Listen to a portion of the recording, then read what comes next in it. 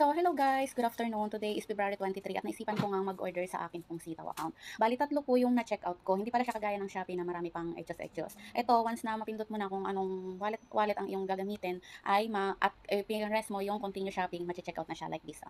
So, ayan, may nakatatlong check out ako dyan and ang ginamit ko pong wallet is ang aking pong wallet balance dito kay Sitaw. So, lahat po yan is binayaran ko using wallet balance ko dito kay Sitaw. And isa lang po dyan ang aking pong i-confirm. So, ayan po. Ito pong nasa pinakaunahan na to is ako po yan. Sarili ko pong shop ang inorderan ko. So, ayan yung aking details and confirm. And then, ayan po, yung number ko po yan. Dito po sa Hong Kong po. So, dito po sa Hong Kong ko yan ipapatak. So, bali, ito pong dalawa na to is same details lang din. Kasi nga po, nakatatlong checkout po ako. So, ibig sabihin po, tatlong beses po siya na-less sa akin pong wallet balance. Wait lang.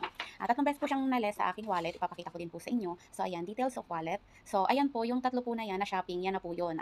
Dito na-less sa aking kasi nga, wallet balance ko dito kay Sitaw ang ginamit kong pambayad. Tapos, pinik ko na siya sa sarili kong shop yung isa. So, ayan na siya, yung 401. So, yun. And then, after 15 days, let's see kung 15 days or sabihin na natin na 1 month. So, huwag tayong mag-expect na 15 days. Sabihin na natin na 1 month. Yung tatlong yan ay kung darating dito sa amin sa Hong Kong. So, i-update ko po kayo after po ng 1 month or after po ng 15 days. Pag dumating na po yung parcel dito sa amin sa Hong Kong po.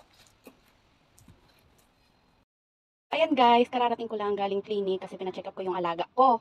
And pagbalik, nakita ko yung parcel na andoon sa may pintuan namin, tinanggap nung kasama ko. In-order ko to nung February 23. Wait, kunin ko. May bayo ulit ha. Ito siya. So, ito na siya guys. So, ayan. Ayan ha, pangalan ko ha. O, yan, Jennifer. Okay. Ito na, ate, open na natin yung in-order ko sa aking account na Sitaw. Okay. I-ano ko sa screen yung kung ano in-order ko. Bali, tatlo pala itong in-order ko na to, pero yung i-process ko ay isa lang kasi madaling order kay Sitaw. Yun nga lang yung time frame sa delivery is medyo matagal. Kasi nga, syempre, 10 to 15 days and sa Hong Kong pa rin nila. So, yan. Ito na, i-unboxing na natin yung ating order kay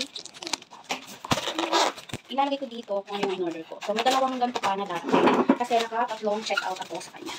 So, ito yung aking in-order. Tatlo pala. Ay, wala yung t-shirt. So, puro ganito pa lang yung dumating. So, baka ang next na darating is yung t-shirt na tatlo. So, ayan. Okay. Baka ang darating sa next is yung t-shirt. Kasi parang nakatong check out ako na ganito with the t-shirt pa. So, yun. Kapakaya tayo, char.